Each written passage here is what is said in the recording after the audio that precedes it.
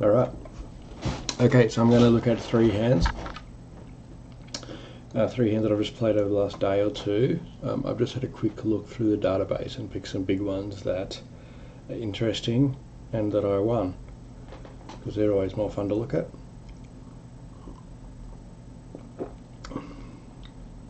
This first one is I'm playing 1-2, 1-2 no limit. I've got $217 and I've got ace 10 suited in middle position. So this is, it's actually the hijack because I've got two empty seats to my left, so it's a 9-person table, but it's actually 7-handed at the moment, so I'm in the hijack effective. So I think, yeah, from this position, open any suited ace and fold any offsuit ace. The consideration here is we've got a bad player in the big blind. You can see on the stats here, he is 55-38, so he's playing 55% of hands with a pre-flop raise of 38. So essentially he's playing way too many hands. So he's going to call. We can expect him to call very loose, and so yeah, if I've got a suited ace in position with the initiative against him in the big blind, good things can happen. So this is my plan here. If I get raised, if I get 3-bet by the cutoff for the button, I'm going to fold 80% of the time and 4-bet bluff 15% of the time ish, maybe 20% of the time. It's a good hand to 4-bet bluff with because you've got the ace blocker. So what I normally do there is I'll open up my clock, and if the clock is in between 50 and 60, so the last 10 seconds of each minute, that's the times I'll 4-bet, so I'll just use that as my randomizer. Anyway, that doesn't happen. So we get the exact result we wanted. Everyone folds and we get the fish in the big blind who's called our raise. So in this spot, if you flop something, yeah, it's going to be very good, and flop something we do. Flop top and bottom pair on ace queen 10 with 2 diamonds. So his range at this point is extremely wide, probably something like any 2 suited cards, any ace, king 8 and above, any pair, heaps of stuff. So I'm betting this for 100% of the time for value, because we only get called by so many worse hands, any diamonds, any queen, any 10, any ace, hands like queen jack, king queen are going to call as well. Yeah. So he calls. Now, one thing to note is he's got a 3-bet of 16%, which over a small sample is not hugely telling, but look, he's 3-betting a bit.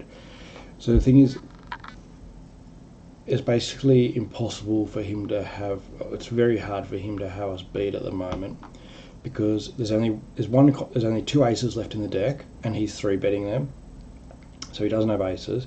He's 3-betting queens pre-flop, so he can't have 3 queens, and he's maybe he's 3-betting a pair of 10s as well. But again, it's only one combo of 10s left. There's 2. We know there's 2 already dead, so it's the only hand he can have that beats us here. Oh, and he probably 3-bets ace queen as well. We can assume he does that a fair bit of the time. So the only hands that he has that beats us here are king jack, and maybe ace queen sometimes. That's it. So we're not worried about too much. A nice blank rolls off on the turn. He checks, and I bet 27 into a pot of 35. So again, yeah, it's a pure value bet.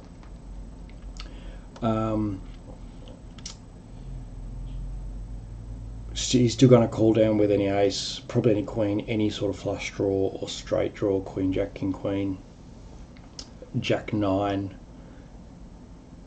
8, 9 even. So yeah, we're so far ahead of his range. But now he check raises us here to 65. And which is, you know, it's worrying because he still can have King Jack. I'm not completely thrilled about it. We don't have the nuts. We don't have the nuts, but we got close to the nuts, but not quite.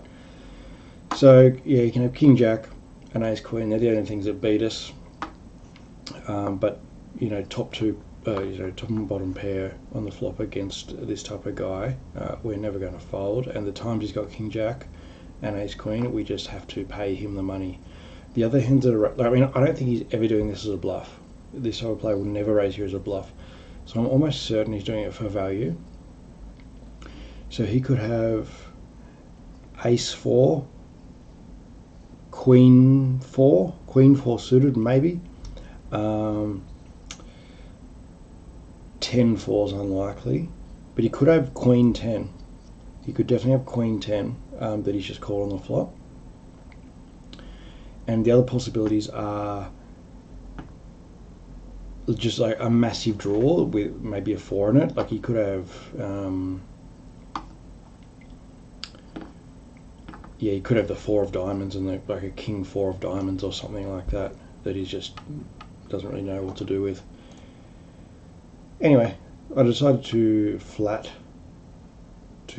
this raise. In hindsight, probably could have just gone all in. The river's a nice little blank. Like if it was a diamond, that would have sucked. But either way, I don't think we're folding on any card. If a king or jack was on the river, that would make things really difficult. So I think I probably made a bit of a mistake in this hand. I probably should, keeping in mind that he's never bluffing, so I don't think he's ever folding. I probably should have just gone all in on the turn. He checks the river. So yeah, weird. So yeah, at this point, it'd be a very strange way to play King Jack or Ace Queen, since that river changes nothing. So I go for the value shove, and he calls, and he's got Ace 4. So it's a pretty ambitious turn raise by him. I think if I've got Ace King or Ace Jack or Ace 8 or something, if he raises me on the turn, fold. There's the old classic advice of if you bet the flop and get called, and if you bet the turn and then get raised, it's very unlikely. So a one pair hand is going to be good there. Luckily, I had 2 pairs this time and stacked him. Okay, that's hand 1. This is hand 2, where we have our favourite hand, aces, and we're in the big blind. Just looking at this table, it's not a particularly great table. Looking at everyone's stats, there's a lot of guys just playing kind of normal poker and playing very tightly. So I'm playing 19% of hands here. Everyone's kind of similar to that, or even tighter. Only exceptions are this guy under the gun +1 who's 35, which is too high, and this guy who's 40/16, also too high. So 2 mediocre players at the table, we can say, but yeah, certainly not a great table. Okay, so we've got a limp under the gun by what looks like a regular 23-13, which is unusual. Don't know what he's doing. And this bad player raises on the button, and we have the aces, so we 3-bet pretty big. I made this. I'd normally make this like 24 against a regular, but I think I'd identified this guy as a bit of a bad player. So I think once they raise, if they call on a 3-bet, they call on a 3-bet. It doesn't really matter what size. So it's made it on the larger side because we've got the strongest hand. As expected, he flats the 3-bet. Let's see what happens. Floppy's King 5-9. So straight away, the only The only hands that beat us here are pocket nines, pocket fives, and maybe king nine. We assume he doesn't have kings because he'd 5-bet pre-flop and get it in. We see bet the flops, I bet 40 into 60, and he shoves.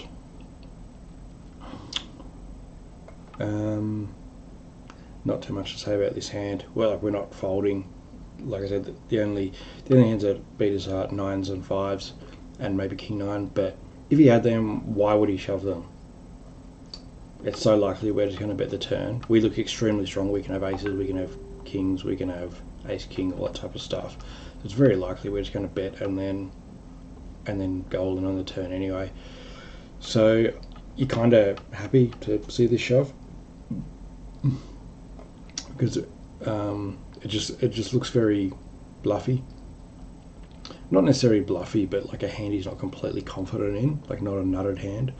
So here it just looks like a big draw, or maybe he's just doing it with ace king or king queen, or something like that. Anyway, worry about that kind of stuff later, but for now we just click call and hope for the best. And he had the jack queen of hearts, so he had a massive draw there.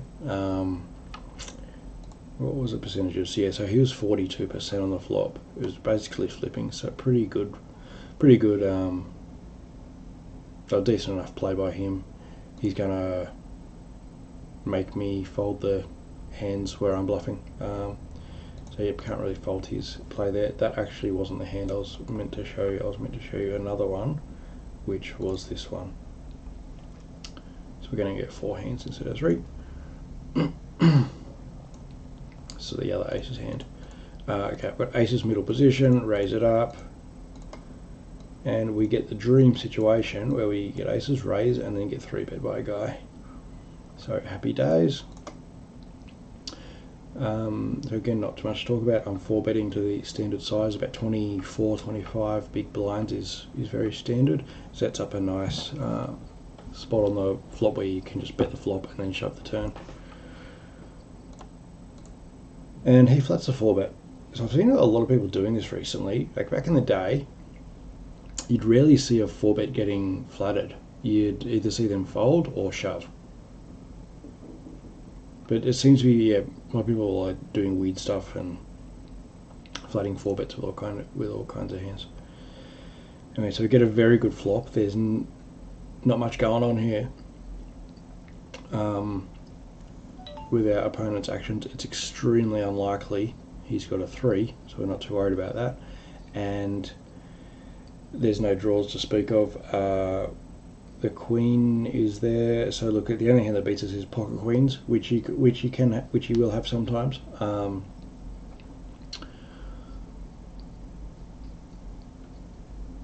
But he can also have pocket kings or pocket jacks or 10s or ace king, ace queen, king queen, so many other hands that we're ahead of. So yeah, basically a dream flop. I'm going to bet this every time. The only bad card on the turn is a queen, which would make things interesting.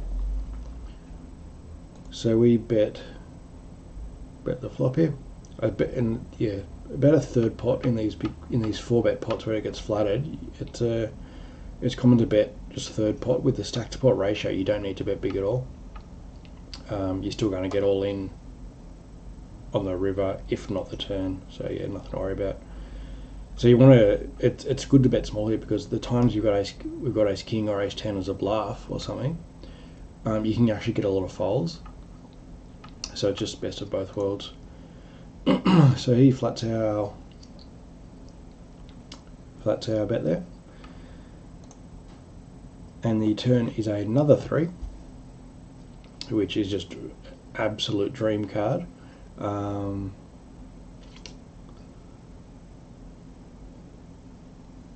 Yeah, doesn't change anything. Yeah, so it's just going to be another bet. I just bet the same amount. Because this board is so dry and there's just nothing doing. Like normally I just shove here if the turn was a 10 or a jack or a king or something like that. I just shove. we've got less than one pot size bet left. But I thought, you know what, I can bet really small again, and just to try and make him call twice with 2 10s, or a pair of 8s, or a really mediocre hand that he would fold to a shove. I thought it gets more value. And if he's got a queen, he's not folding anyway. So yeah, I thought it'd be best to kind of just slow play this hand, if you want to put it that way. He calls again, and the turn the river is a king. Now, not thrilled to see the king, to be honest. Like, I expect him. It just means pocket kings beat us now, which you can have. Pocket queens beat us anyway. Pocket kings beat us, and it's kind of, if we shove here. We've got kind of no other option but to shove, but it's kind of difficult to think of a hand that is gonna call us that we beat. But we've got no choice with this export ratio. We're just going to go with it. We bet, and he calls. I remember when I was playing, he didn't actually call straight away, which was comforting, which made me certain I was going to win if he called. And he called, and he had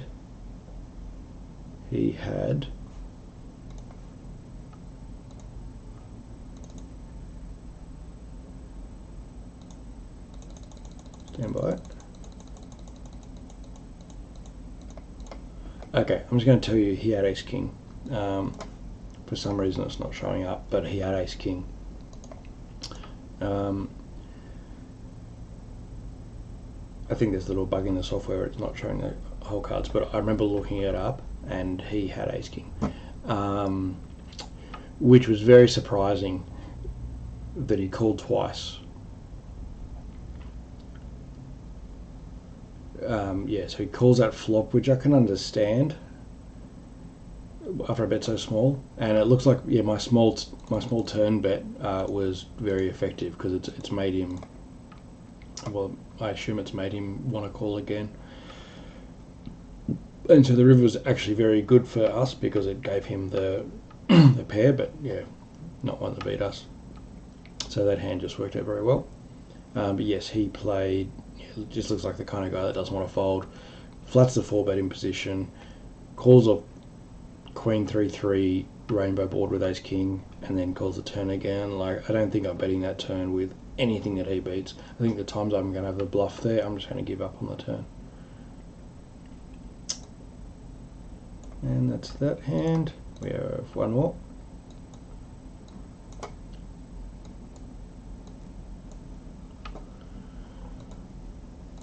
We have the queen 10 offsuit on the button. And so in this hand, there's a limper from middle position. Now straight away we can tell some things about this guy. There are 3 things that are giving away that makes it a fairly safe assumption that he is not a particularly strong player.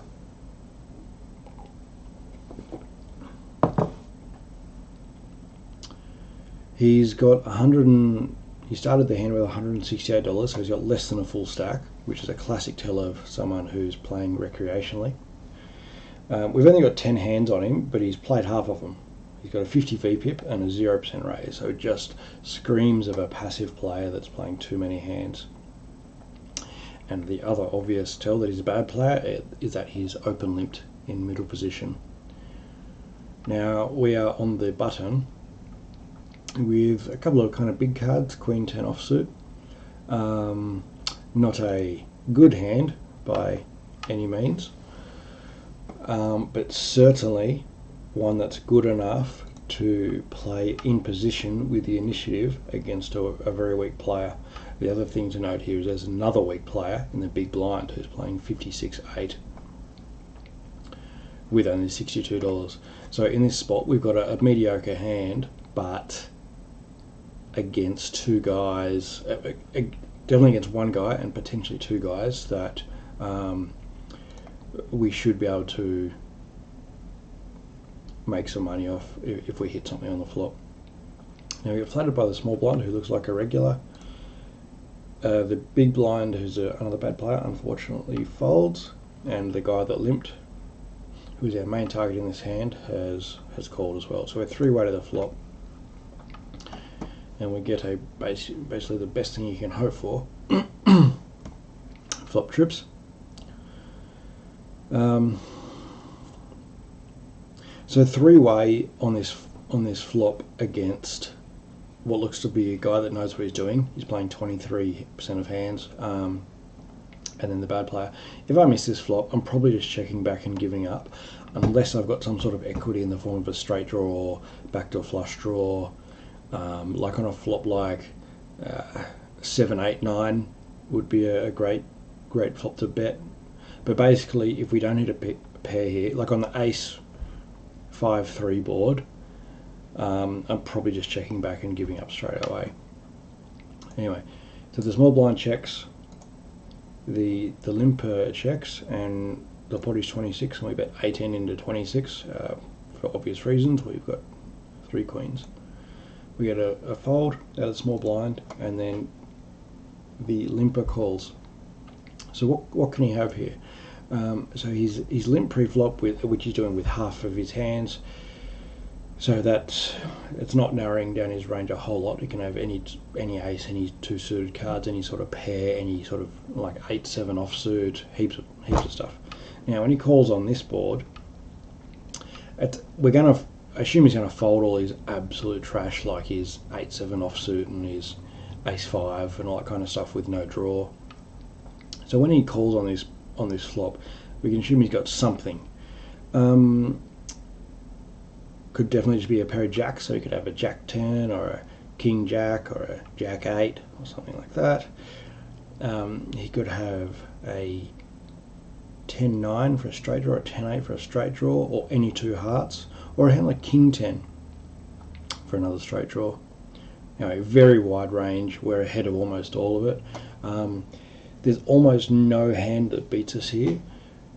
The fact that there's only 1 queen left in the deck, and if he's got ace queen or king queen, we can probably assume he's going to raise those hands pre-flop anyway. So there's not many queens you can have. Extremely unlikely queen jack, extremely unlikely queen 10. Yeah, we're just very, very happy here. We get a pretty interesting turn. So the turn is the 9 of hearts. So that means if he had those 2 hearts, if he had the ace-5 of hearts, or the 5-4 of hearts, or the 8-7 of hearts, now he's made a flush. King 10 for the straight got there. 10-8 got there. And if the very unlikely queen 9 got there as well. And so remember, as soon as that card came down, he just shoved all in. So he is shoved.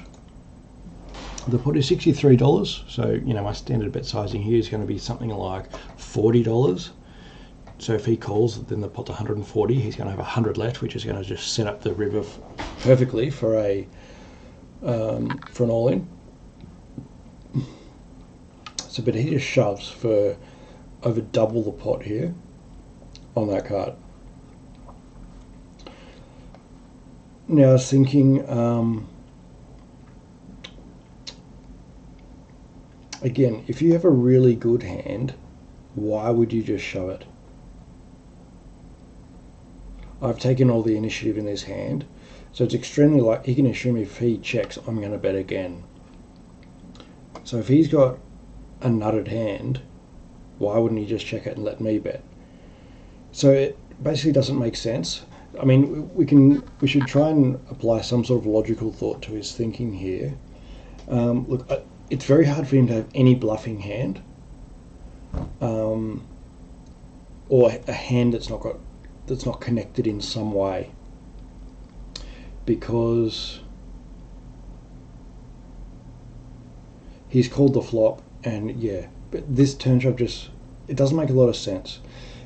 If the only hand that possibly makes sense is king 10, like king 10 with no hearts, and he's worried about the flush, or he doesn't want another heart to come off and give him a difficult decision on the river.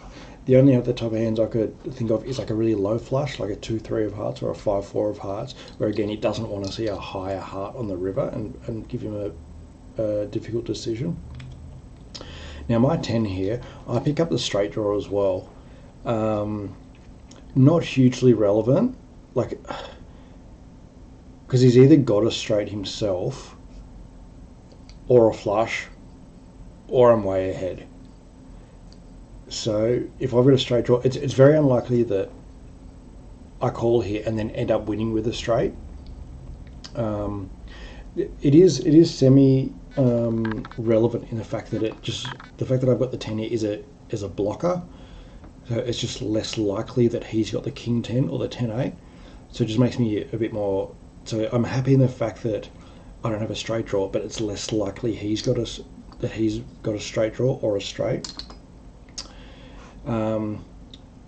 Anyway, so I thought about this for a second and decided, yeah, kind of those expanded thoughts there, I crammed them into my head in 20 seconds and click call. And he had ace jack with no draw.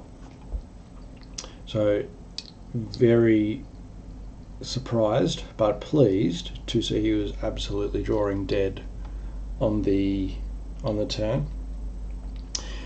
I'm assuming he's thinking here is he's not. Well, let's go back to the flop. We know he's got ace jack now. So I've bet the flop, and so he's called that, which is absolutely fair enough. Nothing wrong with that. And I think this turn is just such an awkward card, filling a few straights and a few flushes. He's just completely spazzed and doesn't know what to do. He's got his middle pair, and it doesn't look like the type of guy who likes to make marginal folds or think too hard. So I think this card just made his life a bit too hard, and he's just completely spazzed, fogged over, you might say. Anyway, very, very ordinary bad play by him. And yeah, when I was calling that, I'm thinking he's probably going to have one heart. Maybe he's got the 10 of hearts and doesn't know what to do with it, or something like that, and he's got a bit of equity. But no heart, no draw, free money for us. Happy days. That was all the hands I wanted to show you today. Hope you found that in some ways entertaining or educational. See you later.